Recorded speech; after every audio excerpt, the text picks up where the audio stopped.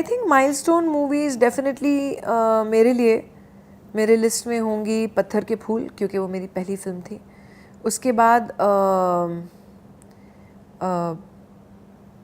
बाद थी I think Divya शक्ति, क्योंकि दिव्या शक्ति फ्लॉप हो गई थी पिक्चर, एंड उसने मुझे बहुत सिखाया कि never over expect, always wait and see, and if something never expect anything.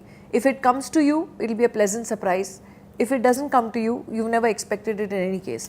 So that taught me a big lesson. So as a lesson of ups and downs is the second movie of mine, Divya Shakti, that taught me. Then of course milestone will be Imtihan, Dilwale. They were super hits. Then there was Mohra. Then of course Kshatriya for me was a fantastic film again, performance wise. And then came Shool, Satta, then came Aks, then came Bade Miyan Chote Miyan were the songs, and then came Dulhe Raja because there was a shift in me doing comedy. Then there was a very underrated Kundan Shah film which I enjoyed doing that kind of comedy.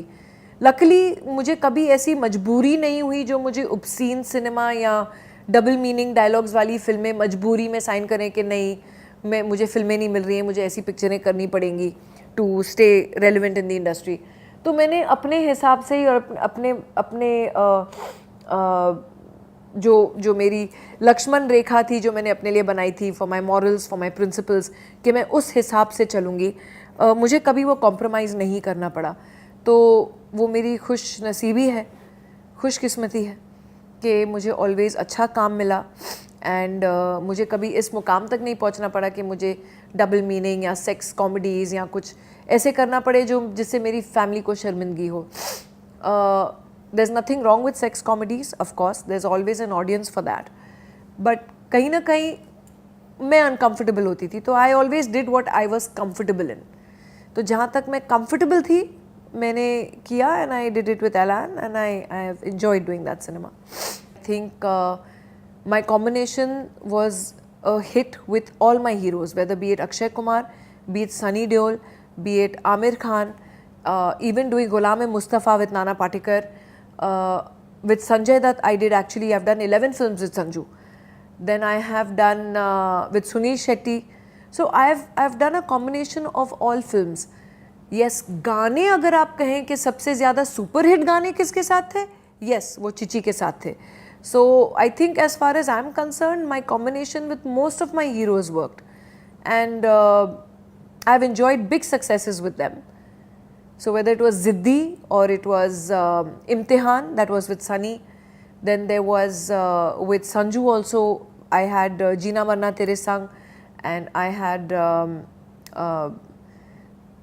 actually with Sanju even now I've just completed a superb comedy called Ghurchadi. तो I think उनके साथ always एक अच्छी tuning रही है। So that's how it's been. Yeah I mean it's always been a great tuning with all my heroes. We used to always be pranking each other, मस्ती करते रहते थे। अंदाज़ अपना अपना के टाइम ऑल्सो बहुत मस्ती की। आमिर को आदत थी सबके ऊपर प्रैंक्स प्ले करने की, तो हम वापस बदला लेते थे उसके ऊपर। तो इट वॉज ऑलवेज एक बहुत ही क्या उस समय आई थिंक एक एडवांटेज था कि सेल फोन्स नहीं थे, वैनिटी वैन्स नहीं थे, तो हम लोग की ह्यूमन टू ह्यूमन बॉन्डिंग हुआ करती थी। हम लोग कहीं जंगल में शूटिंग कर रहे होते थे, यहाँ रास्ते पे भी शूटिंग कर रहे होते थे, तो कुर्सियाँ डाल के हम एक दूसरे के बारे में, अपनी ज़िंदगियों के बारे में बात करते थे, अपने जीवन में क्या हो रहा है उसके बारे में बातचीत होती थी। लेकिन अब जहाँ मौका मिलता है सब अपने वैन में घुस जाते हैं और अपने सेल फोन्स पे, स्मार्टफोन पे, या तो कुछ अपने आईपैड पे देख रहे होते हैं। तो आई थिंक वो थोड़ा कम हो गया है, पर उस ज़माने में हम लोग के पास और कोई एंटरटेनमेंट नहीं था, बस अपने आप को हम लोग एंटरटेन करते रहते थे।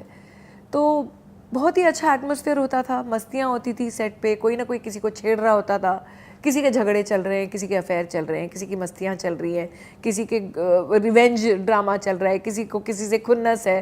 तो बहुत ही एक्शन पैक्ड हुआ करता था। आई थिंक बहुत सारे ऐसे लोग होते हैं जिनको बहुत इनसिक्योरिटी होती है, तो कहीं ना कहीं वो दूसरे की सक्सेस नहीं देख पाते हैं, तो वो रास्ते ढूंढते हैं कि कैसे हम कट करें, चाहे वो किसी के रिलेशनशिप के ज़रिए, या किसी की ग्रुपिज़म के ज़रिए, या किसी की बॉयफ्रेंड या गर्लफ्रेंड के ज़रिए, तो ये काफ़ी इनसिक्योरिटीज़, देखिए कंपेटिटिव तो है ही हमारी इंडस्ट्री अनडाउटेडली, और कौन सी इंडस्ट्री नहीं है। पॉलिटिक्स और ये कट थ्रोट तो चाहे बड़े कॉर्पोरेट्स हों या आप कोई भी इंडस्ट्री ले लीजिए उसमें होता है। हमारी इंडस्ट्री के बारे में बहुत कुछ लिखा जाता है क्योंकि मसाला गॉसिप सब पढ़ना चाहते हैं किसी भी फेमस इंसान के बारे में। मीडिया फोकस ज़्यादा हमारी इंडस्ट्री पे है, तो डेफिनेटली ऐसे पॉलिटिक्स लोग खेलते हैं लोगों को नीचे गिराने के लिए। हमारे साथ भी हुआ है। मैं ठोक बजा के कह सकती हूँ कि ना, चाहे मैंने अपने इंटरव्यूज़ में भी बोला हो कि मेरी वजह से आज तक किसी को ना नुकसान या कुछ चोट पहुँची हो, और अगर पहुँची है तो अनइंटेंशनली हुआ है, और उसके लिए मैं माफ़ी मांगने को तैयार हूँ। मैं नहीं समझती हूँ कि कोई भी इंसान माफ़ी मांगने से छोटा हो जाता है, मैं समझती हूँ बड़े हो जाते हैं अगर उन्होंने अपनी मिस्टेक रियलाइज़ की है। हाँ, ये मेरे साथ हुआ है काफ़ी बार और काफ़ी लोगों के साथ होता है, लेकिन ये आई थिंक अपने आप पर है कि हम अपने आप पर विश्वास करें। और कहीं ना कहीं जैसे पापा बोला करते थे कि जब एक बच्चा चलना सीखता है तो बहुत बार गिरता है, लेकिन गिर के पसर नहीं जाता, अपने आप को समेटता है, उठता है और फिर चलने लगता है, जब तक वो एक इंसान के जैसे अपना सर ऊंचा करके न चले।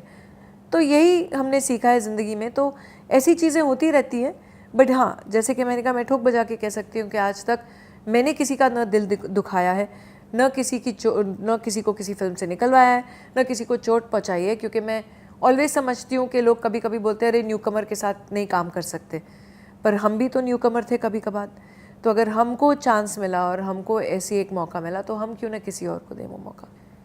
23 years ago इन 2000 कभी किसी ने ये सोचा नहीं होगा कि marital rape and domestic violence के बारे में आज तक 23 साल के बाद भी कोर्ट में, सुप्रीम कोर्ट में ये मुद्दे को लेकर बहस चल रही है। हमने ये फिल्म 23 साल पहले बनाई। दमन was a film which was much before it's time, and मैं समझती हूँ उसी ज़माने में जब इस फिल्म को नेशनल अवार्ड दिया गया, क्योंकि इट वॉज अगेंस्ट, तब तक मोस्टली लोगों ने देखा था कि वो ट्रेंड चल रहा था कि मेरा पति मेरा देवता है, भला है बुरा है जैसा भी है, मेरा पति मेरा देवता है। I agree to that, but देवता जैसा सम्मान भी पति होना चाहिए ना। लेकिन कहीं ना कहीं हम जितना वायलेंस सुनते हैं, जितना अब्यूज़ सुनते हैं जो औरतों को होता है उनके घरों में, और काफ़ी बार तो सिर्फ मर्दों को ब्लेम नहीं कर सकते हैं, जो औरतों के रिलेटिव्स हैं या जो हस्बैंड की माएँ होती हैं, बहनें होती हैं, कभी कभी वो भी पार्टिसिपेट करती हैं। And the saddest part is कि एक औरत ही औरत को भी कभी कभी सपोर्ट नहीं करती। तो ऐसे मैंने जब यूनिसेफ वगैरह के साथ मैंने बहुत सारा ग्राउंड वर्क, फील्ड वर्क किया, तो मैंने बहुत ही कॉजेज़ देखे। तो इसलिए जब कल्पना जी दमन का स्क्रिप्ट लाई मेरे पास, मेरे लिए बहुत इंपॉर्टेंट था ये फिल्म करने के लिए, to talk about domestic and marital rape and the violence and the abuse that women go through when they can not talk about it. क्योंकि ज़्यादातर होता है अरे हमारे घर की बात घर में ही रहनी चाहिए, तो बहुत सारी औरतें डरती हैं पुलिस स्टेशन तक भी जाने के लिए, और वो सहती रहती हैं ये जुल्म।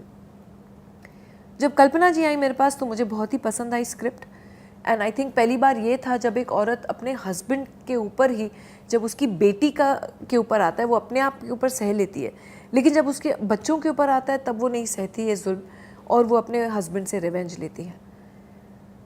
मुझे बहुत पसंद आई और हमने ये फिल्म बनाई, बहुत ही कम बजट में बनाई, उस ज़माने में जब बहुत ही कम women centric, women protagonist and substance based फिल्में बहुत ही कम बनती थी। मसाला फिल्में ज़्यादा बनती थी क्योंकि बॉक्स ऑफिस पे वो ज़्यादा चलती थी, तो ऐसी फिल्में लोग कम बनाते थे। लेकिन as an individual who has a responsibility कि हम अपने सोसाइटी के लिए कुछ करना चाहते हैं, ऐसी फिल्में बनाना हमारे लिए भी बहुत ज़रूरी है, क्योंकि हम यही माध्यम जानते हैं, और इसी माध्यम के ज़रिए, इसी माध्यम के दौरान हम लोगों के घरों तक पहुंचकर सिनेमा हॉल के ज़रिए या टीवी के ज़रिए हम ये अवेयरनेस फैला सकते हैं in whatever cause that we believe in. तो for me women empowerment, women and children safety was very very important. जो फिल्में उस समय नेशनल अवार्ड के लिए थीं, वो फिल्मों को बहुत ही वो टिपिकल मसाला नेशनल मैसेज ये वो, लेकिन जितनी औरतें थीं जूरी पे, उन्होंने मुझे बाद में बताया कि हमारा सपोर्ट पूरी तरह आपके साथ था, क्योंकि एक बहुत फॉरवर्ड थिंकिंग फिल्म थी। एंड आई थिंक उनको फिल्म ये पसंद आई, and that's how Daman got the national award for me, and I was very very grateful for that. And हाँ, हर अवार्ड में कभी कभी कंट्रोवर्सी होती हैं। उस समय जो आज अपने आप को बहुत लिबरेटेड विमेन समझती हैं, उनको लगा ये सब्जेक्ट इतना लिबरेटेड नहीं था, या उनको ये सब्जेक्ट नहीं लगा कि it was worth it. And वही देखिए, as luck would have it, 23 years later women in this country are still fighting for the marital rape law. So it was so relevant then, and that film is still so relevant now. I think this generation, I think it is दुल्हे राजा, अंदाज अपना अपना, अक्स, and ज़्यादातर ये जब मैं कहीं भी जाती हूँ सुनाई देता है। मासेस को दिलवाले और इम्तिहान का म्यूज़िक अब तक बहुत पसंद है, चाहे वो बिहार हो या यूपी हो, कहीं भी हो। एक्चुअली आज के ज़माने में कोई डिफरेंस नहीं है, अभी सब फ्यूज़ हो गया है, सब बहुत ही डिसिप्लिन हो गए हैं, सब बहुत ही प्रोफेशनल हो गए हैं, चाहे वो मुंबई इंडस्ट्री हो या हमारी साउथ इंडस्ट्री हो। तो आज के ज़माने में कोई डिफरेंस नहीं है। उस ज़माने में हाँ शायद थोड़ी डिसिप्लिन थे, ऑन टाइम, फटाफट 3 महीने के अंदर एक फ़िल्म ख़त्म कर लेते थे, आपकी पेमेंट स्केड्यूल भी टाइम पे आ जाती थी। So it was more organised in the 90s, but today I can say that we are at equal footing and at par. Performance level तो आई थिंक सेम ही हुआ करता था, सिर्फ जो उनके डांसिंग और उनकी जो परफॉर्मेंसेस ड्यूरिंग अ डांस होता था, वो उनका वो बहुत सारे डांसर्स बिहाइंड का ट्रेंड जो था वो हमारे मुंबई के उसमें भी आ गया, फिल्म मेकिंग में। सरोज जी का स्टाइल डांसिंग का या उस समय जो हमारा था वाज सटल एक्सप्रेशंस, पर हम जब साउथ जाते थे तो they wanted more dramatic expressions. वो एक थोड़ा डिफरेंस 90s में हुआ करता था, अब भी नहीं। अभी like I said, the level of cinema is exactly at par, अब सब फ्यूज हो चुका है। उधर के जो I use to find a lot of talent in the cinematographers, they used to be really really talented। मतलब हमने एक फिल्म की थी तकदीर वाला, जहाँ फॉर सुरेश नायडू प्रोडक्शंस, उसमें वेंकटेश थे और हम थे, एंड हमने 5 गाने शूट किए मॉरिशस में with a crew of only 9 people। No lightman, no generators, no lights, nothing. उन्होंने पूरे गाने शूट किए with the camera. There were 2 soft baby lights and only reflectors, वो भी हाथ वाले, with that silver foil। पूरे गाने उन्होंने उससे शूट किए, चाहे हम मोटर बोट पे हों या क्लोजअप शॉट्स हो, और वो क्वालिटी देखिए आप। And I use to find that extremely, Ravi was the DOP of that film Taqdeerwala, and I can never forget that. And मैं बॉम्बे आती थी और हम लोग यहाँ से जाते थे स्विट्ज़रलैंड वगैरह शूटिंग करने, 200 लोगों का क्रू जा रहा है। तो आई से इसकी ज़रूरत क्या है जब अपन एक्चुअली सेम काम 10 लोगों में कर सकते हैं। तो I think they sometimes use to work on those budgets and use to work so effortlessly and effectively on low budget and just doing great work. क्योंकि चाहे आप टीवी कर रहे हो, चाहे आप OTT कर रहे हो, चाहे आप नॉर्थ साउथ ईस्ट वेस्ट की फिल्म कर रहे हो, आपका लव अफेयर आपके कैमरा के थ्रू आपकी ऑडियंस से है। सो फॉर मी वो कैमरा मेरे सामने है, तो चाहे मैं किसी भी माध्यम के लिए मोट कर रही हूँ, मेरा performance level will always be to do my best. क्योंकि चाहे जो भी ऑडियंस देख रही हो, मेरे लिए तो मेरा, like I said, love affair is with the camera and with my audience. I think हमारी हिंदी फिल्म इंडस्ट्री का बहुत ही अच्छा समय आया है। जो बहुत सारे एक्टर्स थे, चाहे वो OTT के माध्यम से या TV के माध्यम से या अलग जो आजकल सिनेमा बन रहा है, जितने हमारे राइटर्स थे जो डिफरेंट सिनेमा बनाना चाहते थे, चाहे वो कमर्शियल हो, नॉन कमर्शियल हो, मसाला फिल्म हो, नॉन मसाला फिल्म हो, सबके लिए एक जगह और सबके लिए एक ऑडियंस बन चुकी है OTT के ज़रिए ही। तो I think it's a plus. सबको एक अपॉर्चुनिटी मिल रही है, जो वो अलग तरीके के स्क्रिप्ट्स जो प्रेजेंट करना चाहते थे, जो एक हमारी कमर्शियल सक्सेस, जो एक लिखावट थी कि यही 2 घंटे में आपको पूरी कहानी इनकैप्सुलेट करनी है और ऑडियंस को दिखानी है और plus Friday to Friday box office success होनी है। अब वो प्रेशर नहीं रहा, क्योंकि OTT प्लेटफॉर्म्स पे हर एक तरीके की ऑडियंस है, तो हर एक तरीके के रिव्यूज़ भी आते हैं, हर एक तरीके के अलग चाह है लोगों की और सराहते हैं भी। तो it's a great time I think हमारी हिंदी फिल्म इंडस्ट्री के लिए and for the Indian film industry. Indian film industry के लिए इसलिए क्योंकि अब वो नॉर्थ साउथ ईस्ट वेस्ट का डिवाइड नहीं रहा। अब a good actor is recognized whether he's from Kolkata, whether he's from Mumbai, whether he's from Maharashtra, whether he's from Bengal, whether he's from Manipur, whether he's from any of our states around. That is the good time. That is signs of progress.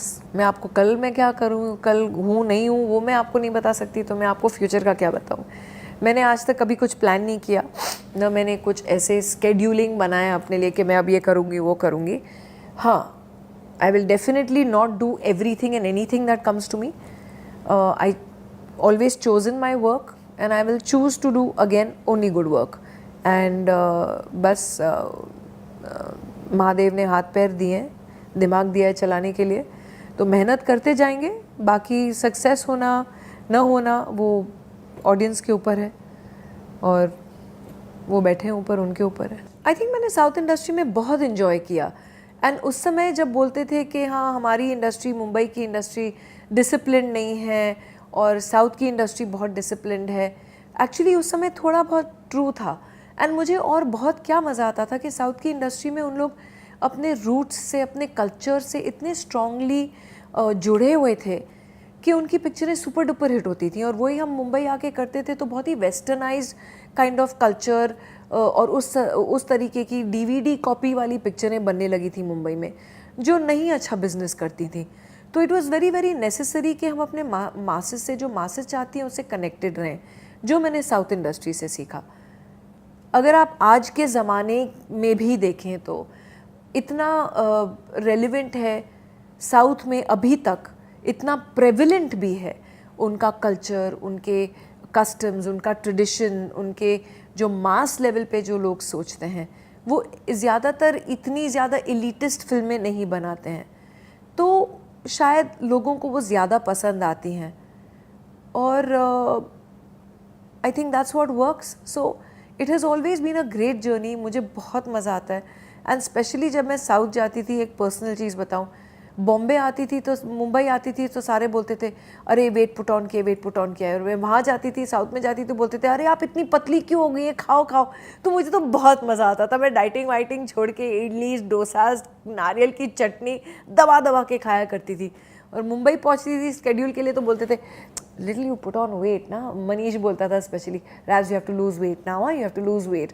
और be like हाँ हो जाऊँगी पतली वापस। तो ये एक मज़ेदार दौर था, बहुत मज़े किए। लैंग्वेज का स्ट्रगल इतना नहीं था। हाँ ज़रूर वहाँ पे हम मदद लेते थे थोड़ी बहुत प्रॉम्प्टिंग वगैरह की, पर mostly it was like going back to school और एग्ज़ाम देना, क्योंकि बाय हार्ट करने पड़ते थे वो डायलॉग्स जिसमें हमारी टंग इतनी फ्लुएंट नहीं है, तो मुश्किल होता था। लेकिन कठिन होने के अलावा आई थिंक जो हमारी साउथ इंडियन लैंग्वेजेज़ हैं, एक तो वो हमारी सबसे पुरानी लैंग्वेजेज़ हैं हमारे देश की, अखंड भारत के ज़माने से, तो उसमें जो इतना भारी संस्कृत भी यूज़ होता है, तो हम जो मुंबई या ये कलोकियल बात करते थे उसकी आदत पड़ी हुई थी हमको। वहाँ जाके एक्चुअली ज़ुबान साफ़ हो जाती है। तो बहुत ही एक इंटरेस्टिंग टाइम था। एंड मैंने, जैसे कि मैंने कहा, मैंने तो बहुत इन्जॉय किया, चाहे वो मेरी फिल्में मैंने कमल जी के साथ की, मैंने चिरंजीवी जी के साथ किए, नागार्जुन के साथ की है, वेंकटेश के साथ किए हैं, बाला के साथ किए हैं। तो it's been just wonderful. I think Tamil and Telugu are easy. मैं थोड़ा बहुत बात भी कर लेती हूँ उसमें, अभी भी जाती हूँ तो जो बोल रहे होते हैं मुझे समझ में आ जाती है। प्रैक्टिस नहीं है, क्योंकि मुंबई आके फिर कोई बात करने के लिए नहीं होता है तो एकदम तुरंत भूल जाते हैं। एंड KGF भी जो की तो उसमें ज़्यादा मुझे कन्नड़ में बात नहीं करनी थी, तो मेरे लिए बहुत ही आसान हो गया। पर लाइक आई सेड, होमवर्क करना पड़ता है। KGF 1 के लिए प्रशांत जब आए थे तो ज़्यादातर उसमें KGF 2 का पूरा स्क्रिप्ट तय नहीं था। उसमें KGF 1 में कुछ ही सीन्स थे, तो आई वॉज़न्ट श्योर कि मैं KGF 2 करूँगी कि नहीं। इसलिए मैंने प्रशांत को बोला KGF 1 हो जाने दो, आप मेरा बॉडी डबल यूज़ कर लो, एंड जहाँ आपकी स्क्रिप्ट रेडी हो जाएगी KGF 2 के लिए, I am on. KGF 1 release हो गई, उन्होंने मेरा बॉडी डबल यूज़ किया, किसी का फेस इस्टेब्लिश नहीं किया, क्योंकि प्रशांत वॉज वेरी श्योर कि वो चाहते थे। एंड हमने कोई वर्कशॉप्स वगैरह कुछ नहीं किए, प्रिपरेशन कुछ नहीं किया। फर्स्ट डे शूट ही हम जाके मिले KGF 2 के लिए प्रशांत के साथ, और उसी से हमने बैठ के थोड़ा बहुत बात की। एंड एक फर्स्ट शॉट में 2-3 टेक्स के बाद हमने एक टोन सेट कर लिया कि क्या टोन था, क्योंकि देखिए हर एक डायरेक्टर के जहन में या उनके दिमाग में पूरी पिक्चर एक बसी हुई होती है। दूसरों के परफॉर्मेंसेस वो देख रहे हैं, आप नहीं देख रहे हैं। तो आई थिंक आपको अपने आप को एक डायरेक्टर के हाथ में छोड़ देना चाहिए टोटली, आपको अपनी नहीं करनी चाहिए। This is the biggest advice I can give to all those young actors out there, क्योंकि डायरेक्टर जो है, मेरे फादर ने ऑलवेज सिखाया, is the captain of the ship. वो जानते हैं वो किस लेवल पे और किस मुकाम पे दूसरों की भी परफॉर्मेंसेस वो देख रहे हैं, तो कौन से लेवल तक वो लेके जा रहे हैं सबकी परफॉर्मेंसेस, वो उनके ऊपर छोड़ देना चाहिए। That is something I think is very important for a director to mould you into the character that he wants you to be, and I think that's how it helped between me and Prashant. KGF 1 का response तो बहुत ही बढ़िया था। KGF 2 को उससे भी बड़ा response, इतना बड़ा रिस्पॉन्स तो नहीं एक्सपेक्टेड था, लेकिन जब मैंने पिक्चर देखी देन आई रियलाइज कि yes, it was well deserved.